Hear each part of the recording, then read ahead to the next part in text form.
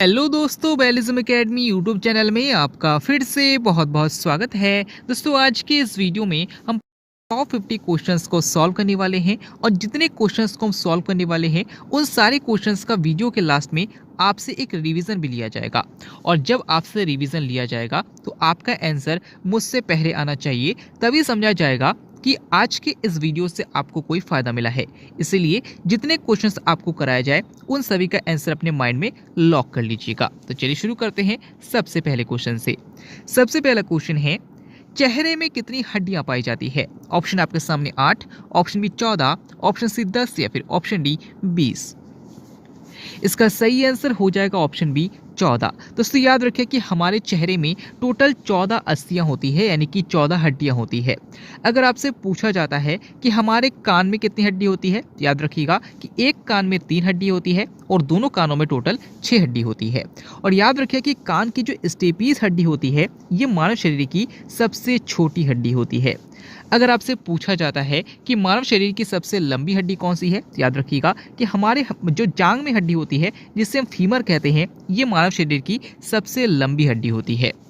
अगला question, cockroach में कौन सा प्रोटीन पाया जाता है? ऑप्शन आपके सामने keratin, option B myosin, option C chitin या फिर ऑप्शन डी कैरोटीन। इसका सही आंसर हो जाएगा ऑप्शन सी काइटिन। दोस्तों याद रखिए कि कॉकरोच में काइटिन प्रोटीन पाई जाती है। यही कारण है कि जो चाइना में देखा जाए तो चाइना में इसकी कृषि की जाती है। जिस प्रकार से हमारे यहाँ सिनेमा घरों में जब सिनेमा में मूवी देखने जाते हैं तो वहाँ पर पॉपकॉर्न लेकर खाया जाता है, लेकिन अगर आप चाइना में जाएंगे तो वहाँ पर ये जो कॉकरोच है, कॉकरोच को फ्राई करके खाया जाता है, क्योंकि ऐसा माना जाता है कि इसमें काइटिन प्रोटीन पाई जाती है। अगर आपसे पूछा जाता है कि हमारे बालों में कौन सा प्रोटीन पाया जाता है, तो कीरेटिन प्रोटीन पाया जाता है। अगर आपसे पूछा जाता है कि हमारी मांसपेशियों में कौन सा प्रोटीन पाया जाता है, तो मायोसिन प्रोटीन पाया जाता है। और अगर आपसे पूछा जाता है कि हमारे हड्डियों में कौन सा प्रोटीन पाया जाता है, तो याद रखिएगा कि ओसिन नामक प्रोटीन हमारी हड्डियों में पाया जाता है।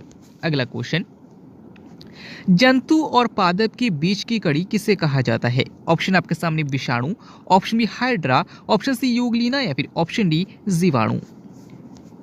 इसका सही आंसर हो जाएगा ऑप्शन सी यूग्लिना। दोस्तों याद रखिएगा कि जंतु और पादप के बीच की कड़ी यूग्लिना को कहा जाता है। और याद रखिएगा कि जो सजीव और निर्जीव के बीच की कड़ी कहा जाता है वो विषाणु को यानी कि वायरस को कहा जाता है।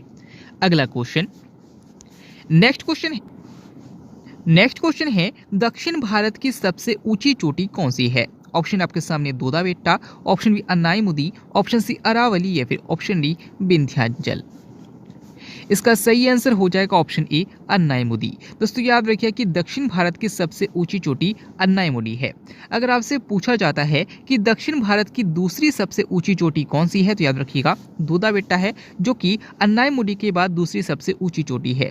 अगर आपसे पूछा जाता है कि जो दोदा बेट्टा है ये किस पहाड़ी पर स्थित है, तो याद रखिएगा कि नीलगिरी की पहाड़ी पर स्थित है।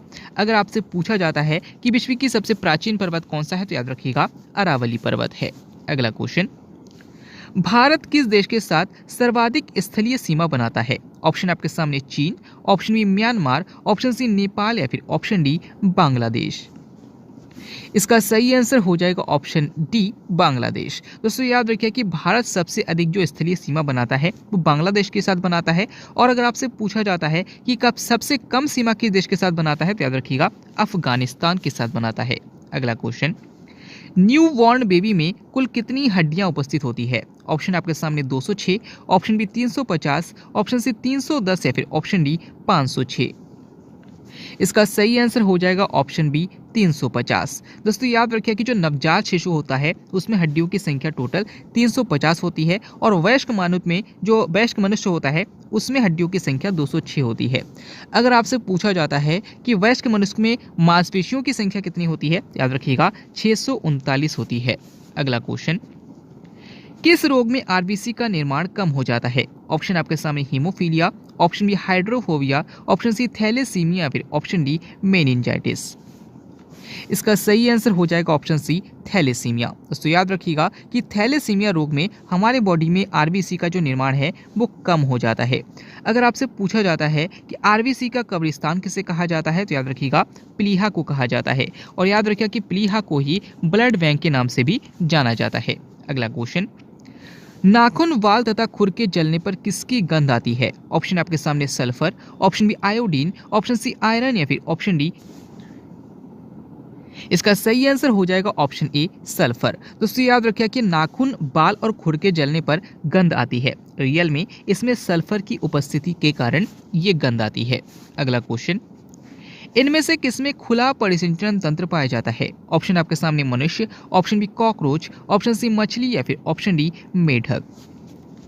इसका सही आंसर हो जाएगा ऑप्शन बी कॉकरोच। दोस्तों याद रखिए कि दो प्रकार के रुधिर परिसंचरण तंत्र होते हैं, एक होता है खुला परिसंचरण तंत्र और एक होता है बंद प्रकार का परिसंचरण तंत्र।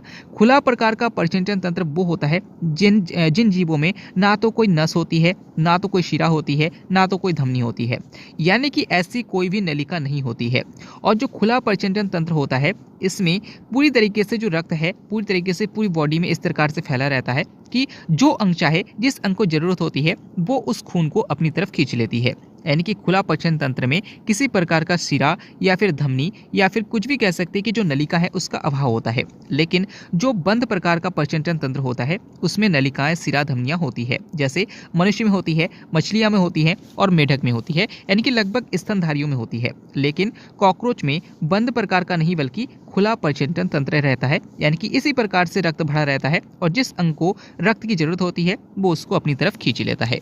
अगला क्वेश्चन, मर्रे डार्लिंग नदी किस महाद्वीप पर है? ऑप्शन आपके सामने Asia, option B Europe, option C Africa या फिर ऑप्शन डी ऑस्ट्रेलिया। इसका सही आंसर हो जाएगा ऑप्शन डी ऑस्ट्रेलिया। तो याद रखिएगा कि मर्रे डार्लिंग नदी ऑस्ट्रेलिया में है और आजकल ये क्वेश्चन बहुत ट्रेंड में है, याद रखिएगा, पूछा जा सकता है। अगला क्वेश्चन, विश्व तंबाकू निषेध दिवस कब मनाया जाता है? ऑप्शन आपके सामने 11 अक्टूबर, ऑप्शन बी 31 मई, ऑप्शन सी 31 अक्टूबर या फिर ऑप्शन डी 21 फरवरी। इसका सही आंसर हो जाएगा ऑप्शन बी 31 मई। दोस्तों याद रखिएगा कि विश्व तंबाकू निषेध दिवस 31 मई को मनाया जाता है। अगर आपसे पूछा जाता है कि अंतर्राष्ट्रीय बालिका दिवस कब मनाया जाता है तो 11 अक्टूबर को मनाया जाता है। और अगर आपसे पूछा जाता है कि अंतर्राष्ट्रीय मातृभाषा दिवस कब मनाया जाता है तो याद रखिएगा 21 फरवरी को मनाया जाता है। अगला क्वेश्चन, लावणी कहाँ का प्रसिद्ध नृत्य है? ऑप्शन आपके सामने Meghalaya, option B Tamil Nadu, option C Maharashtra या फिर ऑप्शन डी ओडिशा। इसका सही आंसर हो जाएगा ऑप्शन सी महाराष्ट्र। दोस्तों याद रखिएगा कि जो लावणी है ये महाराष्ट्र का प्रसिद्ध नृत्य है। अगर आपसे पूछा जाता है कि भरतनाट्यम कहाँ का प्रसिद्ध नृत्य है तो याद रखिएगा तमिलनाडु का है। अगर आपसे पूछा जाता है कि नौटंकी कहाँ का प्रसिद्ध नृत्य है तो याद रखिएगा उत्तर प्रदेश का है। अगला क्वेश्चन, संविधान का कौन सा अनुच्छेद पर्यावरण और वन्य जीवों के संरक्षण से संबंधित है? ऑप्शन आपके सामने है अनुच्छेद 47, ऑप्शन बी अनुच्छेद 79, ऑप्शन सी अनुच्छेद 48A या फिर ऑप्शन डी अनुच्छेद 74। इसका सही आंसर हो जाएगा ऑप्शन सी अनुच्छेद 48A। दोस्तों याद रखिएगा कि संविधान का जो अनुच्छेद 48A है इसी में पर्यावरण और वन्य जीवों का संरक्षण का प्रावधान है। और अगर आपसे पूछते हैं कि मूल कर्तव्य में क्या यह शामिल है तो याद रखिएगा कि वन्य जीव और पर्यावरण के संरक्षण से संबंधित जो प्रावधान है वो हमारे मूल कर्तव्य में ही स्थित है। अगला क्वेश्चन, प्रथम पृथ्वी सम्मेलन का आयोजन कहाँ किया गया था? ऑप्शन आपके सामने New York, option B Washington DC, option C Denmark या फिर option D Rio de Janeiro. इसका सही आंसर हो जाएगा option D Rio de Janeiro. दोस्तों याद रखिएगा कि 1992 में रियो डी जेनेरो में प्रथम पृथ्वी सम्मेलन हुआ था। अगर आपसे पूछते हैं कि स्टॉकहोम सम्मेलन कब हुआ था तो याद रखिएगा 1972 में हुआ था। अगला क्वेश्चन, पृथ्वी के सबसे अधिक पास स्थित ग्रह कौन सा है? ऑप्शन आपके सामने शुक्र, ऑप्शन बी मंगल, ऑप्शन सी बुध या फिर ऑप्शन डी अरुण। इसका सही आंसर हो जाएगा ऑप्शन ए शुक्र। दोस्तों याद रखिएगा कि पृथ्वी के सबसे पास स्थित जो ग्रह हैं वो शुक्र ग्रह हैं और शुक्र ग्रह ही सबसे चमकीला ग्रह है। और याद रखिएगा कि शुक्र ग्रह पृथ्वी के पास स्थित होने के साथ साथ याद रखिएगा कि इसे पृथ्वी की बहन या अर्थ ट्विन भी कहा जाता है। अगला क्वेश्चन, डेंगू रोग किसके कारण फैलता है? ऑप्शन आपके सामने प्रोटोजुआ, ऑप्शन बी जीवाणु, ऑप्शन सी विषाणु या फिर ऑप्शन डी कवक। इसका सही आंसर हो जाएगा ऑप्शन सी विषाणु। तो याद रखिएगा कि जो डेंगू रोग फैलता है वो विषाणु के कारण फैलता है और जो मलेरिया रोग फैलता है वो प्रोटोजुआ के कारण फैलता है। यहाँ पर आपसे कारक पूछा है, अगर आपसे वाहक पूछा जाता तो याद रखिएगा कि जो डेंगू रोग है वो मादा एडिस मच्छर के काटने से फैलता है और जो मलेरिया रोग है वो मादा एनाफ्लीज मच्छर के काटने से फैलता है। अगला क्वेश्चन, अंतर्राष्ट्रीय नर्स दिवस कब मनाया जाता है? ऑप्शन आपके सामने 11 मई, ऑप्शन बी 21 मई, ऑप्शन सी 12 मई या फिर ऑप्शन डी 8 मई। इसका सही आंसर हो जाएगा ऑप्शन सी 12 मई। दोस्तों याद रखिए कि अंतर्राष्ट्रीय नर्स दिवस 12 मई को मनाते हैं और अंतर्राष्ट्रीय प्रौद्योगिकी दिवस 11 मई को मनाते हैं। अगला क्वेश्चन, जावा गर्त किस महासागर का सबसे गहरा बिंदु है? ऑप्शन आपके सामने प्रशांत महासागर, ऑप्शन बी अटलांटिक महासागर, ऑप्शन सी हिंद महासागर या फिर ऑप्शन डी अंटार्कटिक महासागर।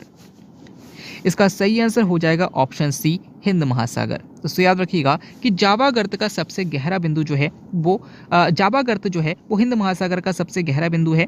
प्रशांत महासागर का सबसे गहरा गर्त मेरियाना गर्त है और अटलांटिक महासागर का सबसे गहरा गर्त प्लूटोरी का गर्त है। अगला क्वेश्चन, राजीव गांधी खेल रत्न पुरस्कार पाने वाली पहली महिला कौन थी? ऑप्शन आपके सामने Sakshi Malik, option B PT Usha, option C Deepa Mehta या फिर ऑप्शन डी अरुंधति राय। दोस्तों इस क्वेश्चन के आंसर आपको मैं कमेंट के द्वारा बताना है। अगले क्वेश्चन की तरफ बढ़ते हैं। येलोस्टोन पार्क किस देश में स्थित है? ऑप्शन आपके सामने रूस, option B America, option C Bharat या फिर ऑप्शन डी ऑस्ट्रेलिया। इसका सही आंसर हो जाएगा ऑप्शन बी अमेरिका। तो याद रखिएगा कि येलोस्टोन पार्क जो स्थित है वो अमेरिका में स्थित है। अगर आपसे पूछा जाता है कि विश्व का पहला राष्ट्रीय उद्यान कौन सा है तो याद रखिएगा येलोस्टोन है। अगर आपसे पूछा जाता है कि भारत का पहला राष्ट्रीय उद्यान कौन सा है, याद रखिएगा कि भारत का पहला राष्ट्रीय उद्यान जो कि जिम कॉर्बेट राष्ट्रीय उद्यान है। दोस्तों अब जितने क्वेश्चंस मैंने आपको कराए हैं उन सभी का रिवीजन लिया जाएगा। तो सबसे पहले आपका आंसर आना चाहिए। चलिए शुरू करते हैं। सबसे पहले मैंने आपसे पूछा था कि चेहरे में कितनी हड्डियां होती है, तो मैंने आपको बताया था 14 हड्डियां होती है। दक्षिण भारत की सबसे ऊंची चोटी कौन सी है, तो मैंने आपको बताया था कि अन्नाइमुदी है। किस रोग में आरबीसी का निर्माण कम हो जाता है, तो थैलेसीमिया में आरबीसी का निर्माण कम हो जाता है। कि इनमें से किसमें खुला प्रजनन तंत्र पाया जाता है, तो मैंने आपको बताया था कॉकरोच में पाया जाता है। नाखून, वाल और खुर के जलने पर किसकी गंध आती है, तो सल्फर की गंध आती है। आगे चलते हैं। डेंगू रोग किसके कारण फैलता है, तो विषाणु यानी कि वायरस के कारण फैलता है। येलोस्टोन पार्क किस देश में स्थित है, अमेरिका में स्थित है। अंतर्राष्ट्रीय नर्स दिवस कब मनाया जाता है, तो 12 मई को मनाया जाता है। जावा गर्त किस महासागर का सबसे गहरा बिंदु है, हिंद महासागर का है। राजीव गांधी खेल रत्न पुरस्कार पाने वाली पहली महिला कौन थी, इसका आंसर मैंने आपसे पूछा था, आपको कमेंट में बताना है। आगे है लावणी कहाँ का प्रसिद्ध नृत्य है, महाराष्ट्र का है। पृथ्वी के सबसे अधिक पास स्थित ग्रह कौन सा है, शुक्र ग्रह है। प्रथम पृथ्वी सम्मेलन का आयोजन कहाँ किया गया था, तो रियो डी जेनेरो में किया गया था। विश्व तंबाकू निषेध दिवस कब मनाया जाता है, 31 मई को मनाया जाता है। और सबसे लास्ट में संविधान का कौन सा अनुच्छेद पर्यावरण और वन्य जीवों के संरक्षण से संबंधित है, तो मैंने आपको बताया था 48A में है। दोस्तों आगे आपसे पूछा गया था कि जंतु और पादप के बीच की कड़ी किसे कहा जाता है, यूग्लिना को कहा जाता है। मर्रे डार्लिंग नदी किस महाद्वीप पर स्थित है, तो ऑस्ट्रेलिया में स्थित है। कॉकरोच में कौन सा प्रोटीन पाया जाता है, तो काइटिन प्रोटीन पाया जाता है। न्यू बॉर्न बेबी में कुल कितनी हड्डियां होती है, 350 होती है। और सबसे लास्ट में भारत किस देश के साथ सबसे अधिक स्थलीय सीमा बनाता है, तो बांग्लादेश के साथ बनाता है। तो मैंने जो क्वेश्चन आपसे पूछा है उसका आंसर कमेंट में बताना है। आज का वीडियो आपको कैसा लगा कमेंट बॉक्स में जरूर बताइएगा। हमारी मेहनत आपको कैसे लगी कमेंट बॉक्स में जरूर बताइएगा। अगर आपने चैनल को अभी तक सब्सक्राइब नहीं किया तो चैनल को सब्सक्राइब कीजिएगा। वीडियो को अपने दोस्तों तक शेयर जरूर कीजिएगा। अगर आपको वीडियो में कुछ अच्छा लगा तो क्या अच्छा लगा कमेंट बॉक्स में जरूर बताइएगा। हमें आपकी प्रतीक्षा रहेगी। मिलते हैं अगले वीडियो में, तब तक के लिए देखते रहिए, सीखते रहिए।